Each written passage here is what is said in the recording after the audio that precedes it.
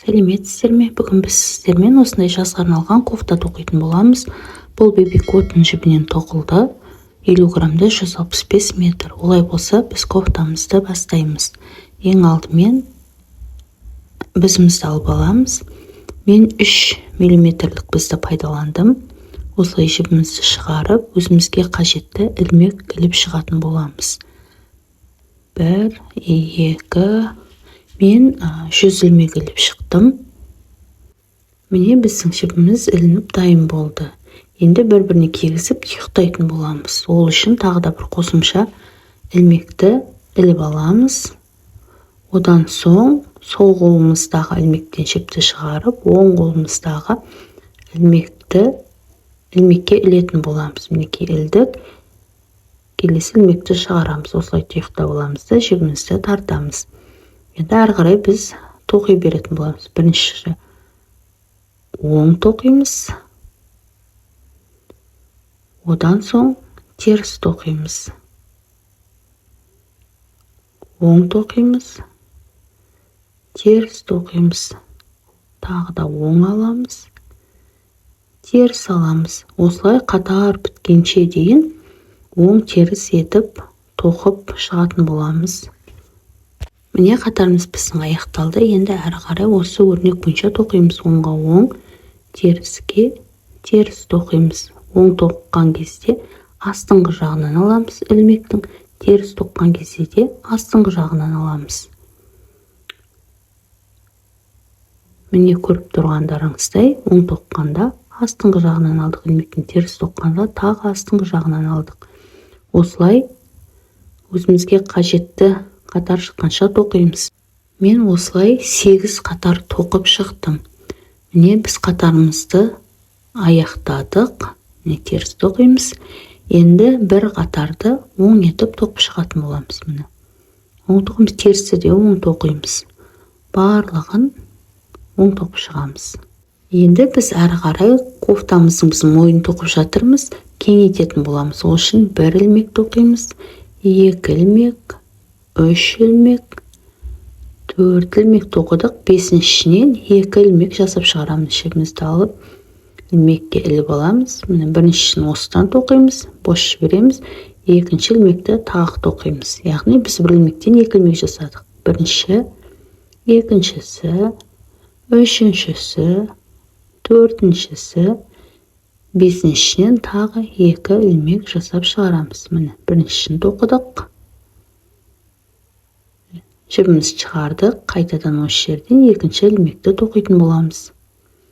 Тағы да 1, 2, үшіншісін тоқыдық.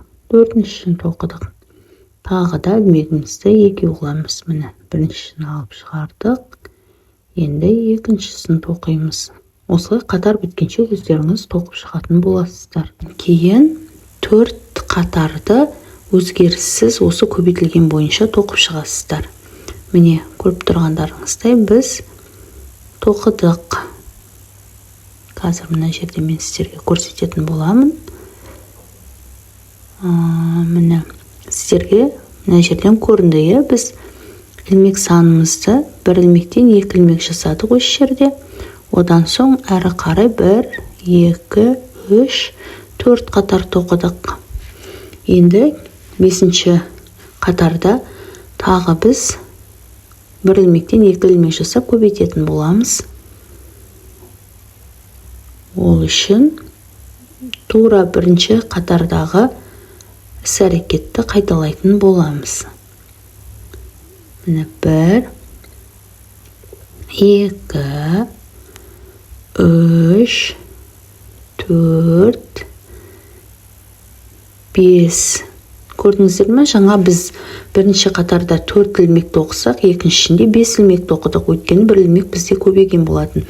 Міне тағы жаңағыдай көбейтеміз. 6-шы ілмекті қостық. 1, 2, 3, 4, 5. Міне көрдіңіздер ғой. Енді осы жерден тағы да ілмек қосатын боламыз. 1, 2, 3, 4. Енді 5-ші ілмектен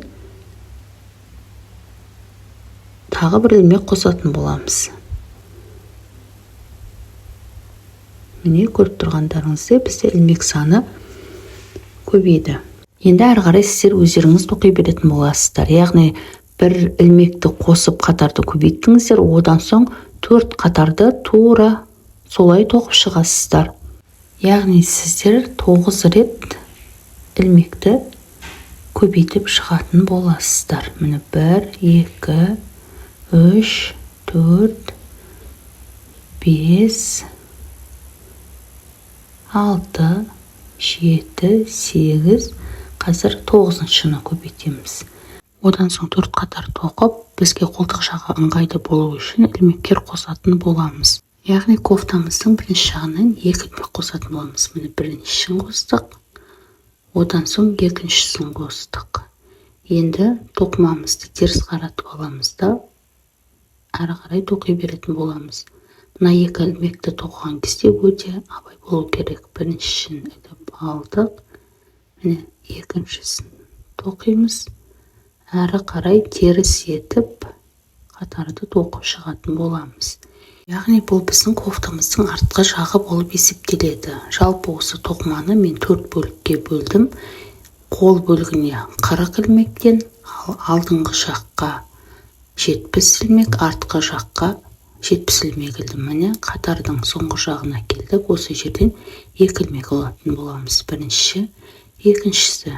Енді оң қаратамыз да осыны тоқи беретін боламыз. Біріншісін іліп аламыз. Қаттырақ тартамыз. Екіншісін тоқимыз.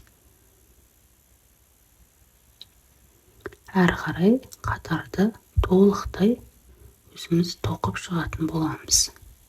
Міне біз қатарымыздың соңғы жағына да келдік. Осы жерден бірінші ілмек тілеміз, одан соң екінші ілмек тілеміз.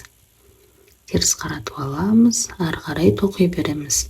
Яғни осылай сіздер бірінші жағынан 8 ілмек, екінші жағынан 8 ілмек қосатын боласыздар. Яғни ол дегеніміз 4 рет қосамыз 2 реттен. Осылай қатар аяқталғанша, өздеріңізге ыңғайлы ілмек шыққанша дейін тоқып шығатын боласыздар. Міне осылай біз бір жағынан 8 ілмек, екінші жағынан 8 ілмекті қосып шықтық. Міне бізде осылай қолтық ойығы әдемі болып пайда бола бастады. Соңына дейін тоқып шығамыз. Міне ең соңғы ілмек. Міне көріп тұрғандарыңыздай киім киген кезде өте ыңғайлы болып шығатын болады. Енді біз әрі қарай мына сол қолымыздағы тұрған бізімізден ілмектерді іліп алып шығатын боламыз. Яғни біз қол тұсына 40 ілмек ілетін боламыз. Біріншісін ілдік, екіншісін ілдік. Осылай 40 ілмек іліп шығамыз. Сіздер өздеріңіз қолына қанша ілмек бөлесіздер, соны іліп шығатын боласыздар. Міне біздің ең соңғы ілмекті ілдік. Бізімізді жылжытамыз. Шығып кетпес үшін айқастар байлап қоюларыңызға болады. Енді біз алдыңғы тұс пен артқы тұсын бір-біріне жалғастыратын боламыз. Бірінші мынаны жақсылап тұрып бекітіп алайық. Енді екеуін біріктіретін боламыз. Міне қол ойығы тұсымен алдыңғы жағын біріктіреміз. Осылай оң айналдырып тоқи беретін боласыздар. Міне осылай біз алдыңғы жағын аяқтадық. Енді келесі екінші қолдың бөліктерін бізге іліп шығатын боламыз. Яғни бірінші қолдағыдай 40 ілмекті іліп аламыз. Міне ең соңғысына келдік. Бізімізге ыңғайлап, бізімізді байлап аламыз. Енді келесі бөлігін қосатын боламыз алдымен. Оңынан осылай тоқи береміз. Енді сіздер әрі қарай осылай оң айналдыра отырып тоқи беретін боласыздар. яғни өздеріңізге қанша ұзындықта қажет, сонша тоқитын боласыздар. Міне біздің кофтамыздың формасы пайдалы бола бастады. Мынау мойын жағы, мына қол жағы. Енді біздің міндетіміз әрі қарай осы ұзындықты тоқып шығуымыз қажет. Мен 35 сантиметрде тоқып шықтым. Кофтаның ұзындығын аяқтап болғанда кездескенше. Міне мен өзіме қажетті ұзындықты тоқып болдым. Енді біз жиек жағын тоқитын боламыз. Яғни жиек жағын тура мойын сияқты бір оң, бір теріс етіп тоқып шығамыз. Міне көріп тұрғандарыңыздай тура осындай қайталап шығамыз. Бір оң, бір теріс. Оң тоқимыз, теріс тоқимыз. Оң тоққанда ілмекті астыңғы жағынан аламыз. Бірінші қатарда теріс тоққанда үстіңгі жағынан аламыз, себебі астынан жағынан алу бізге өте ыңғайсыз болады. Келесі қатарында астыңғы жағынан алып тоқитын боламыз. Оңды да теріс тоқуды. Не, теріс тоқимыз, оң тоқимыз. Осылай мен 8 қатар тоқып шығатын боламын.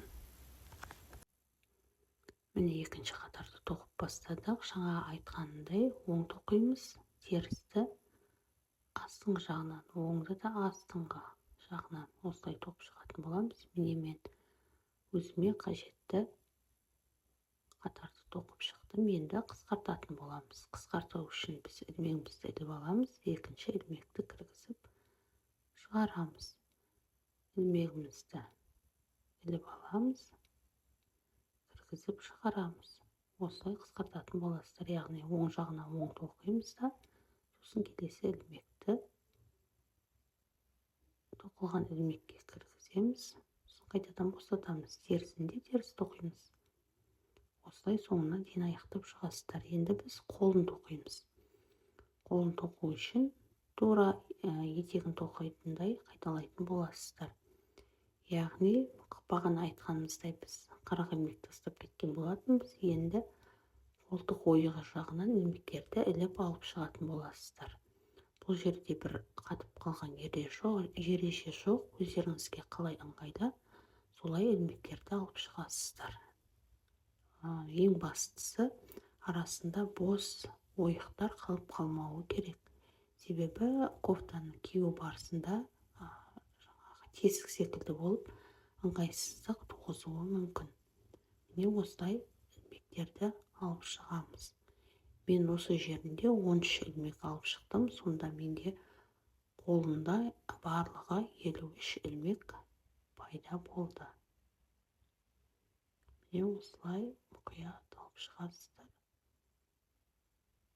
Енді ең соңғы ілмекті аламын мына жерден. Одан соң барлығын айналдыра отырып, оң ілмекті тоқып шығатын боламыз. Қолында өздеріңізге қажетті ұзындық пайда болғанша тоқисыздар. Одан соң бір оң, бір теріс етіп 8 қатар тоқып шығатын боласыздар. Осылай кофтамыз дайын болатын болады.